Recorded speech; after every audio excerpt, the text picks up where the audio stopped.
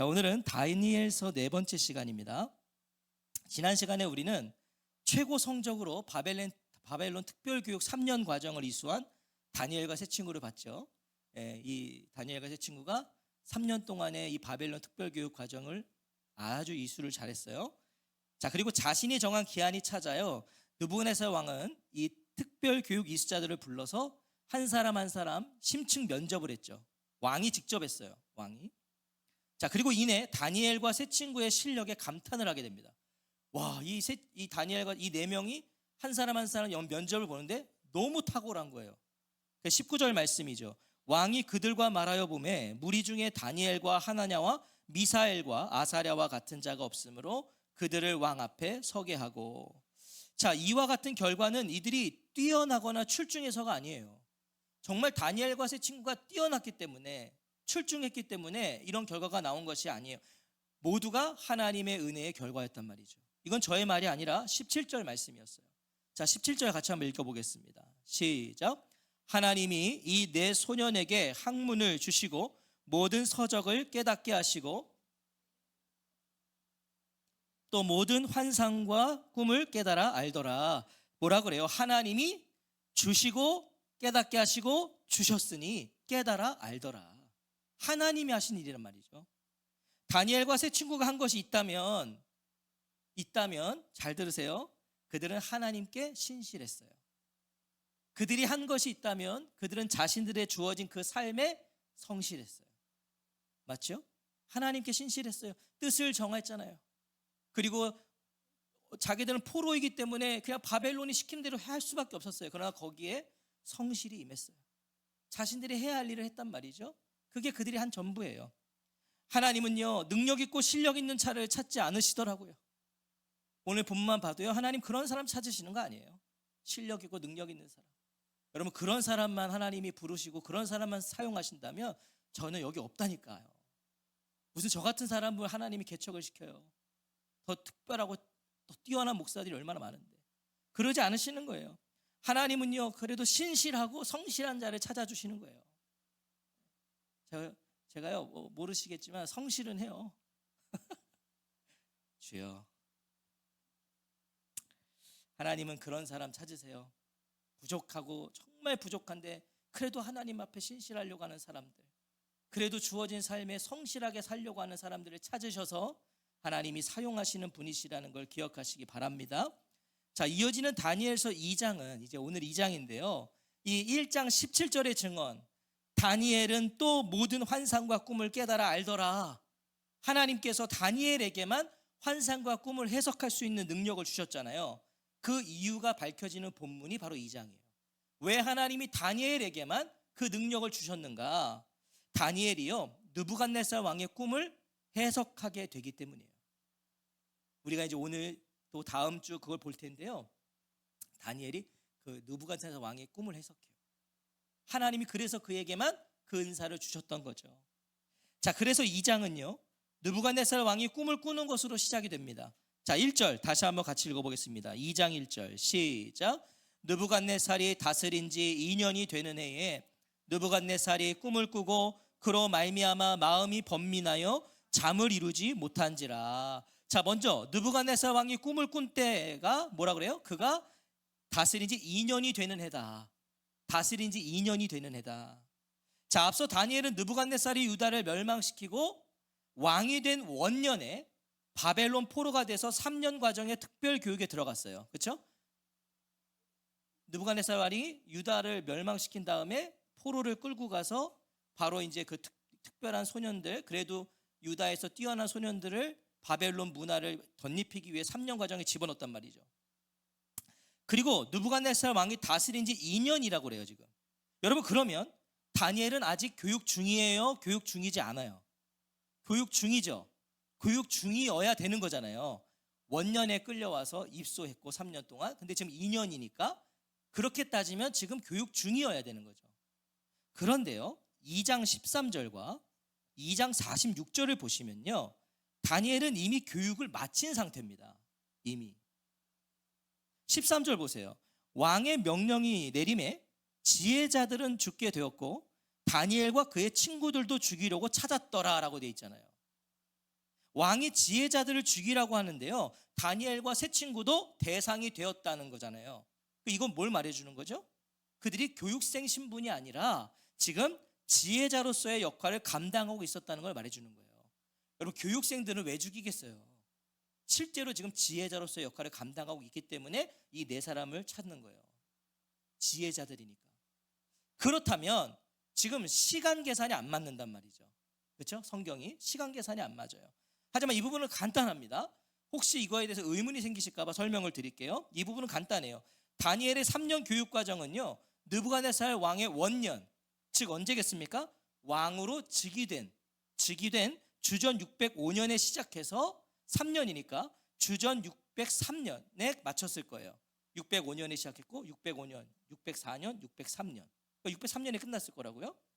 지금 느부갓네살 왕이 다스린 지 2년이라는 말은요, 그의 원년, 그러니까 그가 즉위한 그 해, 이 주전 605년을 제외한 거예요. 그때는 즉위했다는 거예요. 그냥 그때는 원년이다. 그래서 그건 제외하고 그가 본격적으로 다스린 재위 1주년, 그게 주전 604년이겠죠. 그러니까 604년을 지나 이제 603년, 그러니까 1년, 2년 이렇게 계산을 했다는 거예요.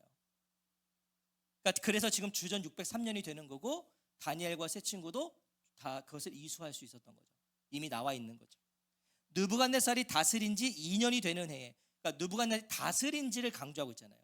실제로 이제 왕으로서 다스린 지 즉위한 해를 빼고 1년, 2년이 되었다, 이런 의미예요. 자, 이해가 되셨죠?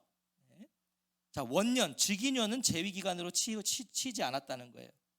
성경은요, 당시의 문화와 전통을 또 배경 안에서 정확하게 기록되고 있다는 것을 기억하셔야 돼요. 이게 당시 바벨론의 문화였거든요. 바벨론의 관습이 그랬어요. 원년은 치지 않았단 말이에요. 그때는, 그러니까 쉽게 표현하면 준비하는 기간이고, 이제 실제로 왕으로서 그 딱 통치하는 것은 그 다음 해부터 카운트가 됐다. 자, 느부갓네살이 다스린 지 2년이 되는 때예요. 그는 어떤 꿈을, 좀 더 정확하게 말하면 꿈들을 연속해서 꾸게 됩니다. 지금 우리가 보는 성경은 그냥 꿈을 꿨다 이러지만 원어로 보면 꿈들을 꿨다는 거예요. 그러니까 한 번 꾼 게 아니라 계속 연달아서 그 같은 꿈을 꾼 거예요. 자, 그리고 마음이 번민하여 잠을 이루지 못한지라 라고 되어 있어요. 마음이 답답해서 잠을 이루지 못할 정도였다는 것을 보아 그의 꿈들은 부정적이었어요. 불길한 것이 암시되는 거죠. 그 꿈이 불길한 것이었어요. 우리가 이 불면증 하면 생각나는 왕이 있습니다. 여러분, 불면증 하면 어떤 왕이 생각나세요? 네? 아하수에로. 네, 윤성현 집사님 마칠 것 같아서 저기 일부러 안 쳐다봤는데 오늘 막 들리게 말하네요. 아하수에로 왕, 우리가 에스더서 할 때 배웠잖아요. 아하수에로 왕 처음 들으세요? 또 제가 말씀드렸죠. 목사를 자꾸 유혹하지 마시라고, 시험하지 마시라고, 했던 거 막 또 하게 막 이렇게 만들지 마시고. 아하수에로 왕, 우리는 에스더서를 통해 어느 날 밤에 잠이 오지 않아서 아하수에로 왕이 신하에게 역대 일기를 읽게 한 것을 봤잖아요. 잠이 하도 안 와서, 야, 역대 일기 좀 갖고 와서 나의 그 공로와 업적들을 한번 읊어봐라, 이거 우리 나누었어요. 그리고 그 아하수에로의 불면이 어떤 결과를 낳았죠? 모르드게와 에스더와 페르시아 제국의 유다 백성들에게 소망의 불씨가 되었거든요. 그 역대일기를 봄으로써. 그러면 우리는 오늘 느부갓네살 왕이 꾼 꿈들과 그로 인한 그의 불면 또한 이게 누구의 개입인지, 이것이 지금 어떤 결과를 가져올지를 예상할 수 있는 거예요. 왜 오늘 이 느부갓네살은 그런 꿈들을 꿨고 그래서 잠이 안 왔고, 이게 누구의 개입이었는가? 자, 이걸 염두에 두고 계속해서 본문을 보겠습니다. 자, 왕은 이미 꿈을 꿨어요. 꿈은 꿨어요. 그것도 유쾌한 꿈이 아닙니다. 아주 기분 나쁘고 불길한 꿈이었어요. 그럼 중요한 것은 뭐죠? 불길한 꿈을 꿨다는 건, 중요한 건 이제 해석일 거예요. 그죠? 해석. 이게 무슨 꿈이지? 해석이 중요해요. 그래서 느부갓네살 왕은요, 곧장 이 일을 위해서 항상 자기의 곁에 두었던 이 지혜자들을 불러 모읍니다. 꿈을 해석하는 사람들을 불러 모으는 거예요. 자, 2절에 같이 읽겠습니다. 시작. 왕이 그의 꿈을 자기에게 알려주도록 박수와 술객과 점쟁이와 갈대아 술사를 부르라 말하매 그들이 들어가서 왕의 앞에 선지라. 박수, 술객, 점쟁이, 갈대아 술사들을 모두요 꿈을 해석할 수 있는 가장 지혜로운 자들이에요. 왕의 꿈을 해석하는 일은 이들에게는 자연스러운 일상의 삶이었어요. 왜냐하면 이들의 존재는 그게 자신들의 일과였거든요. 왕의 꿈을 해석해주고 조언을 해주고 이런 지혜자들. 자, 왕은 곧바로요 자신의 심경을 드러내요. 오라고 그러고서 왔으면 뭐 좀 간단한 인사라도 나누고 해야 되는데 아니요. 모든 걸 생략하고 왕은 그냥 자기의 심경을 드러냅니다. 3절에 보시면 내가 꿈을 꾸고 그 꿈을 알고자 하여 마음이 번민하도다. 느부갓네살 왕이 지금 얼마나 상심했는지를 말해주는 거예요. 얼마나 번민이 심하면 야 내가 지금 죽을 맛이다 이 말을 한 거죠. 그런데요 갈대아 술사들은 너무도 태어납니다. 갈대아 술사들 이제 보세요 얼마나 태어난지. 자 4절을 같이 읽겠습니다. 시작. 갈대아 술사들이 아람말로 왕에게 말하되 왕이여 만수무강하옵소서. 왕께서 그 꿈을 종들에게 이르시면 우리가 해석하여 드리겠나이다 하는지라. 여러분 이 4절의 뉘앙스가 어떠세요? 지금 이거 어떤 분위기인 것 같으세요? 왕은 지금 안절부절하고 있어요. 얼굴에는 수심이 가득합니다. 왕은 지금 죽을 맛이에요. 너무나 불길한 꿈을 꿨거든요. 그런데 이 갈대아 술사들은요 너무도 태어나다 못해서 지금 거드름을 피우고 있는 거예요. 저는 그렇게 읽혀요. 그렇게 안 읽히세요? 이런 거예요. 왕이요 만수무강을 빕니다. 이거 뭐죠? 오래오래 사십시오 이 말하는 거예요. 오래오래 사십시오. 뭐 그리 호들갑이십니까? 저희가 있지 않습니까? 숨 좀 돌리시고 천천히 그 꾸었다는 꿈을 말씀해 보십시오. 지금 그런 뉘앙스인 거예요. 자신들에게 꿈 해석은 뭐예요? 일도 아니라는 거예요. 왕이요 우리가 그거 하는 사람들입니다. 말씀해 보십시오. 자신감을 넘어서요 교만함이 느껴진다니까요. 지금 이 갈대아 술사들이 사실 당연한 거예요. 왜냐하면 이들에게 꿈 해석은 아무것도 아니에요.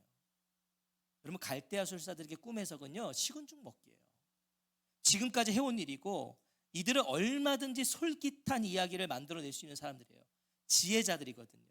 얼마든지 그걸 만들어낼 수 있다고요.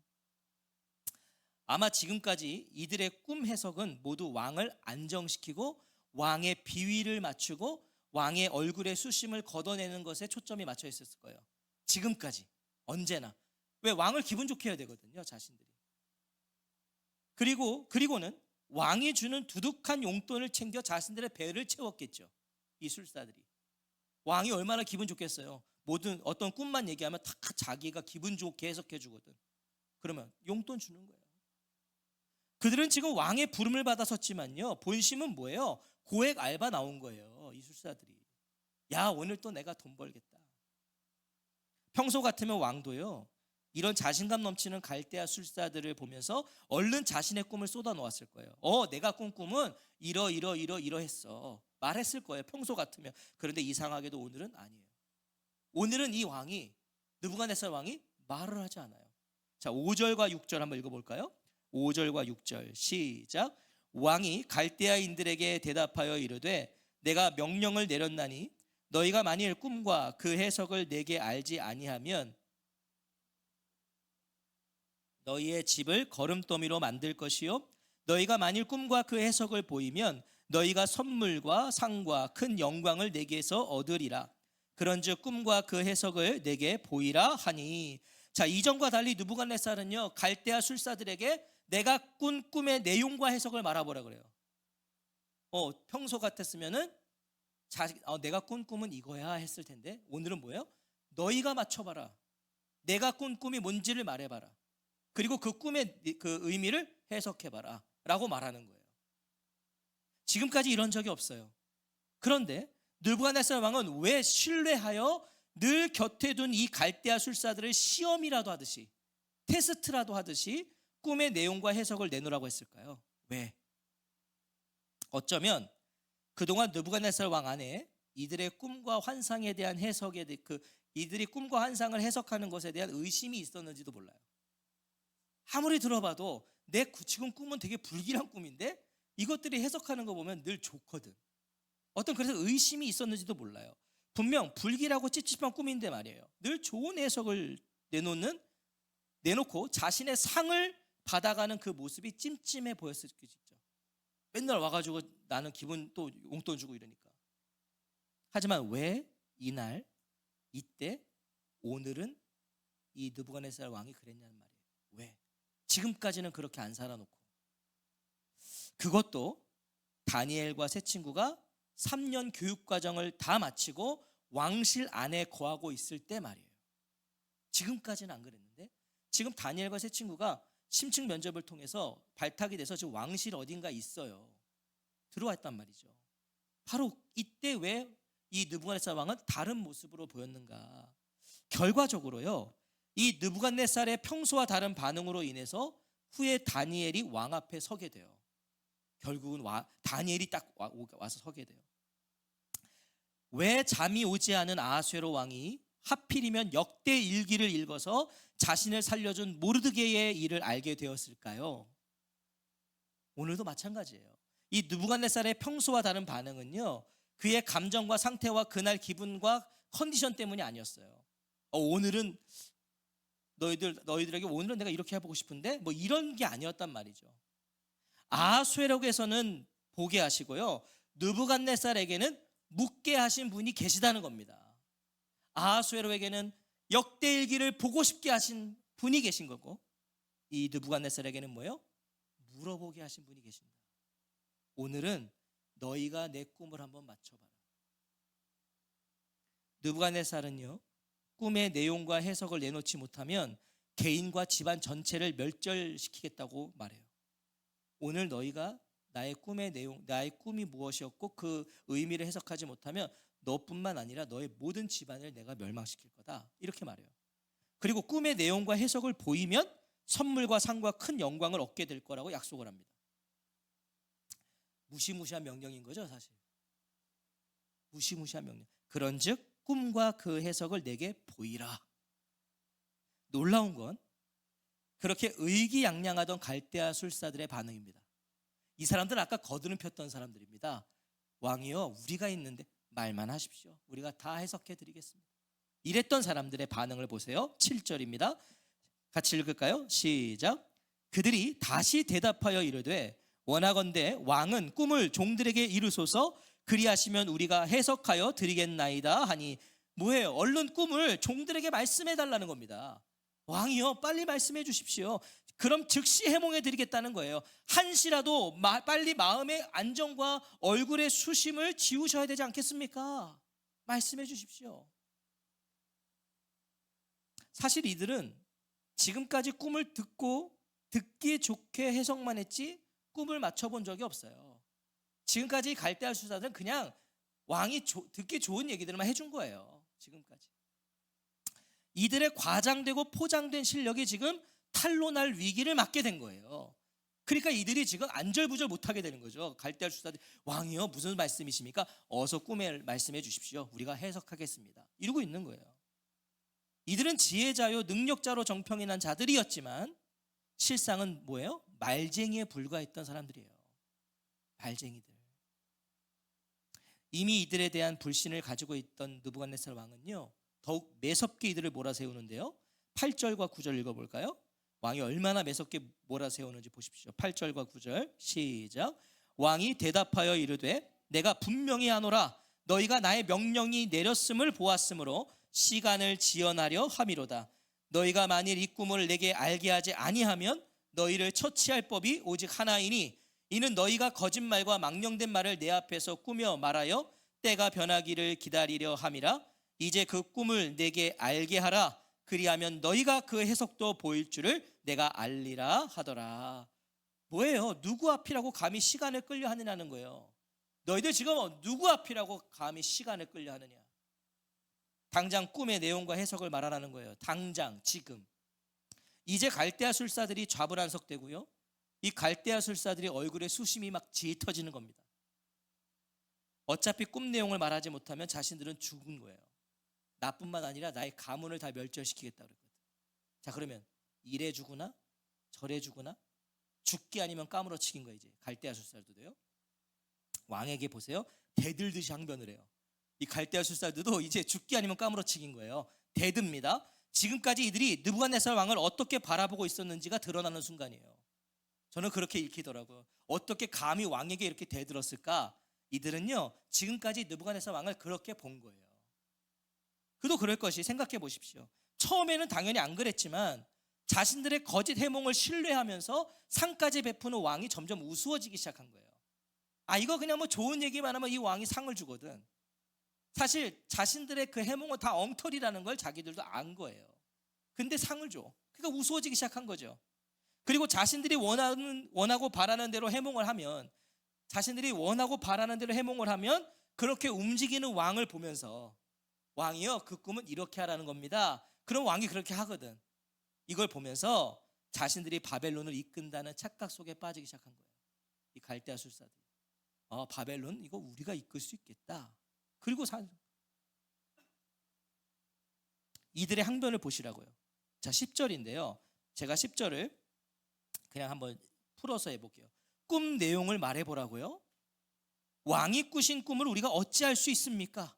그것을 말할 수 있는 사람은 세상에 아무도 없습니다. 어떤 위대한 왕도 통치자도 박수나 술객이나 갈대아인들에게 그와 같은 것을 물어본 적 없습니다. 지금 이 말인 거예요. 왕이요, 누가 그걸 맞출 수 있습니까? 지금까지 어떤 왕도 우리에게 그걸 맞춰보라고 물어본 왕이 없습니다. 지금 이 말을 하고 있어요. 쉽게 말해서 뭐 말 같지도 않은 소리 하고 있냐는 거예요. 지금 왕이요, 뭐 말 같지도 않은 소리 합니까? 하지만 이 갈대아 술사들의 변명이 느부갓네살 왕에게는 자신들의 능력 없음을, 모든 능력이 거짓이라는 자백으로 들리지 않았겠습니까? 느부갓네살 왕에게는 이것들 사기꾼이었구만. 내가 그동안 속고 살았음을 아마 이때 확신했을 거예요. 그런데 이 갈대아 술사들의 항변 속에 놀라운 고백이 담겨 있는 걸 볼 수 있습니다. 여러분, 이 사람들의 고백 안에 놀라운 고백이 있어요. 이 항변 속에 11절 같이 한번 읽어볼까요?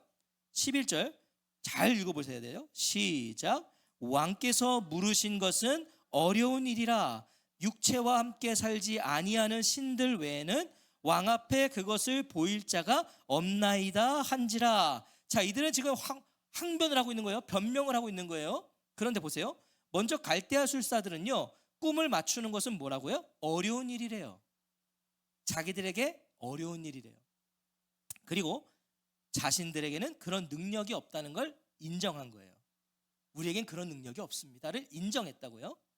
그리고 더 놀라운 건 뭐냐면 자신들이 모시고 섬기는 신들, 그 신들도 자신들과 마찬가지로 무능력한 존재라는 것을 얼떨결에 시인해버려요.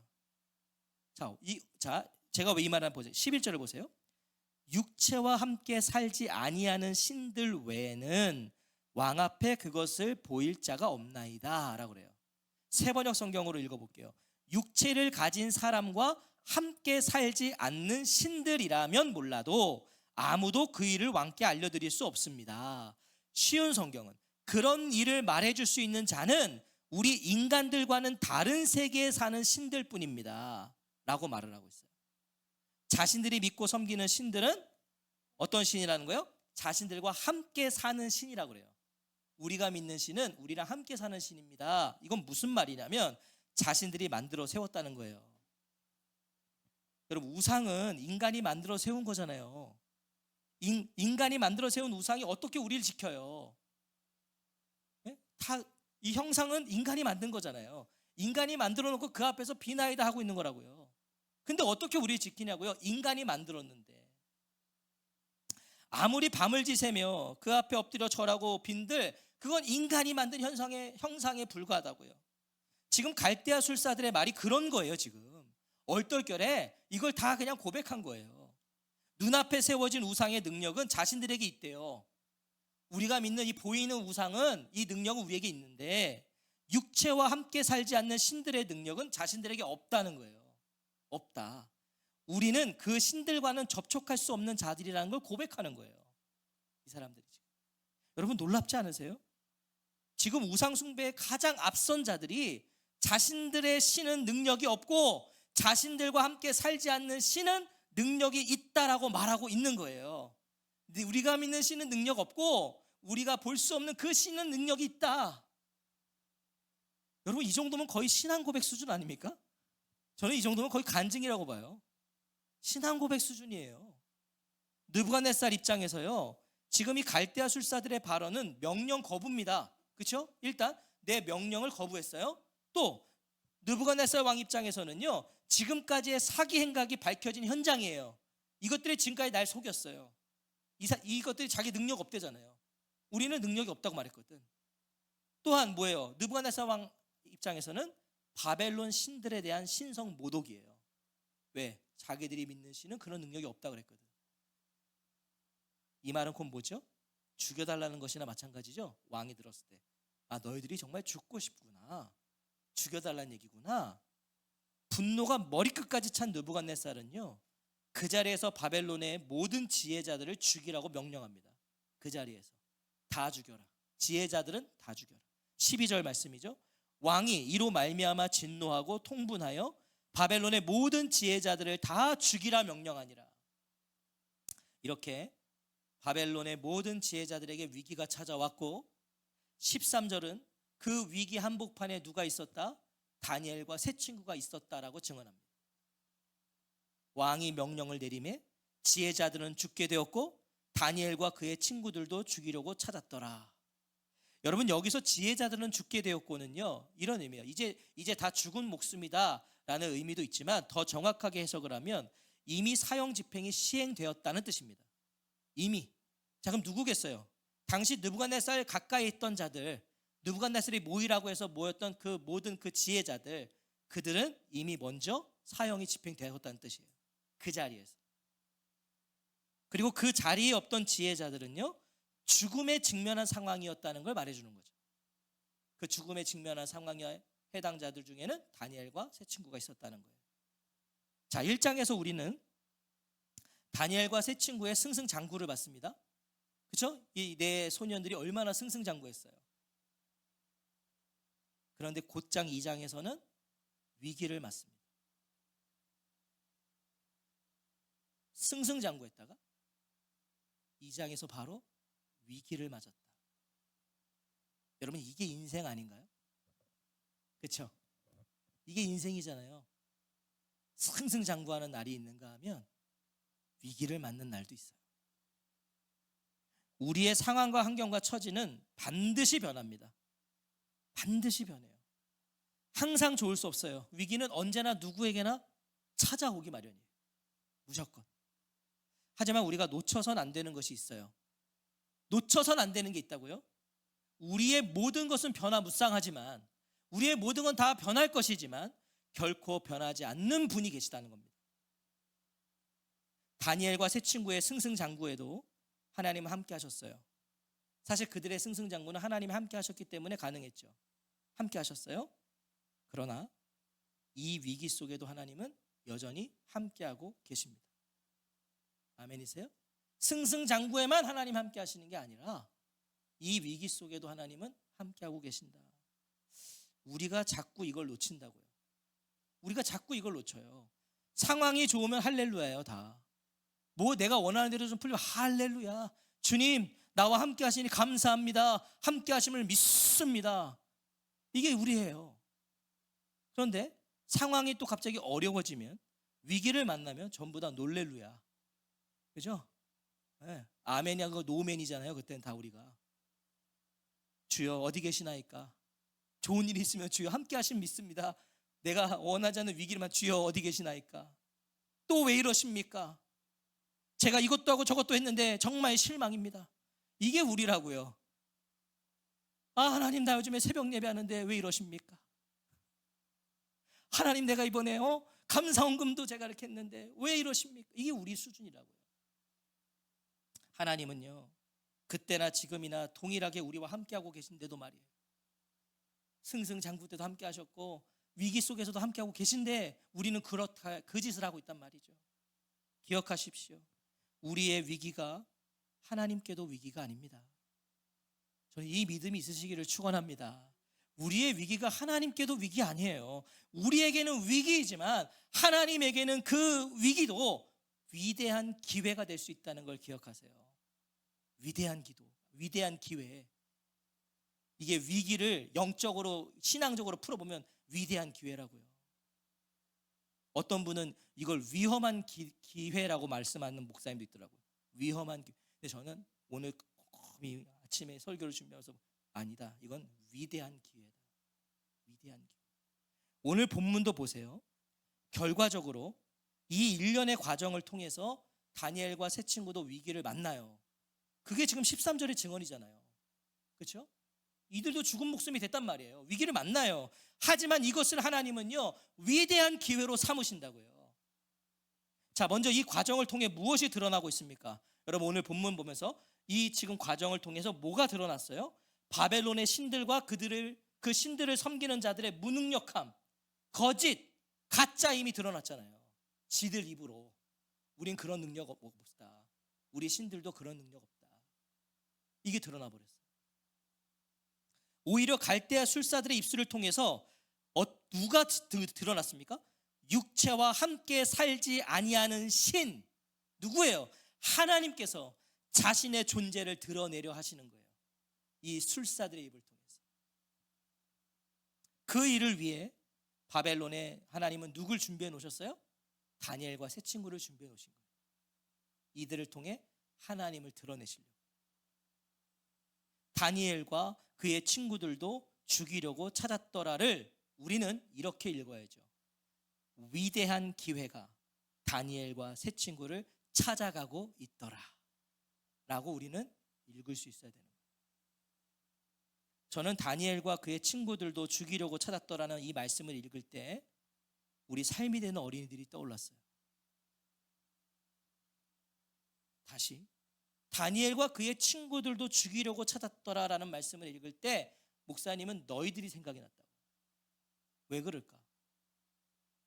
이 바벨론과 같은 세상에 던져진 우리 아이들이 이런 위기 속에 처해 있다고 생각되기 때문이에요. 우리 아이들은 지금 이런 위기 속에 처해 있어요. 세상의 학문이 채워지고 있어요. 이 아이들에게. 그렇죠? 이 아이들이 학교 가서 성경 배우는 거 아니잖아요. 세상의 학문이 채워지고 있고요. 세상의 문화와 관습에 익숙해져 가고 있고요. 그러니까 학교 가면 우리 얘네들도요, 학교 가면 욕 다 해요. 표정 관리 잘해라. 다 합니다, 얘네들. 우리 아이들 지금 다 게임에 미쳐 있어요. 유튜브 다 미쳐 있잖아요. 애들. 세상의 문화의 관습에 지금 다 찌들어가고 있어요. 사탄은 온갖 유혹으로 우리 아이들을 집요하게 공격하고 있죠. 지금 그래서 기도해야 되는 거예요. 그래서 하나님을 구하고 하나님께 맡겨야 되는 거예요. 우리 아이들의 위기가 뭐가 되기를 위해서, 위대한 기회가 되기 위해서 우리는 기도해야 된다는 거예요. 하나님, 우리 아이들이 위기 속에 던져져 있지만 하나님, 우리가 기도합니다. 그 위기가 우리 아이들에게 위대한 기회가 되게 해주십시오. 누구처럼? 다니엘과 세 친구처럼. 오늘 어떤 상황 속에 계세요? 오늘 어떤 위기와 한계를 만나셨나요? 우리의 상황과 위기와 한계에 우리를 누구보다 잘 아시고 이해하시고 보고 듣고 계시는 하나님이 계십니다. 아멘. 오늘 그 믿음 있으시기를 축원합니다. 하나님 아세요. 사람은 몰라요. 여러분, 목사가 지금 성도님들의 아픔과 상황과 고통과 그걸 알겠습니까? 말 안 하면 몰라요. 물론 얼굴 보면 티나는 분들도 있어요. 있기는. 그러나 제가 어떻게 다 알겠어요. 그러나 하나님 아신다고요. 위기를 묵상하면 그거 위기가 됩니다. 그럼 위기를 묵상하지 마세요. 위기를 만나셨을 때 그 위기만 계속 생각하면요, 그게 위기가 돼요. 하지만 위기 속에서 하나님을 찾고 그 위기를 하나님께 맡기면 하나님은 그것을 위대한 기회 삼아 나를 만드십니다. 아멘. 만드십니다. 위대한 기회 삼으시는 거예요. 나를 세우세요. 나를 더 가까이 두십니다. 위기를 묵상하지 마세요. 오늘 이 밤 바로 그 하나님을 만나시기를 주의 이름으로 축원합니다. 어떤 하나님이요? 나의 위기를, 나의 아픔을, 나의 고통을 이미 다 알고 계시고 나를 보고 계시고 그런 나를 외면하시는 게 아니라 그 위기 속에서도 위대한 기회를 만드셔서 나를 만드시고 세워가실 하나님이 계신다는 겁니다. 오늘 그 하나님을 만나시고 어떤 위기 가운데 있으셔도 위대한 기회가 되시기를 주의 이름으로 축원합니다. 아멘.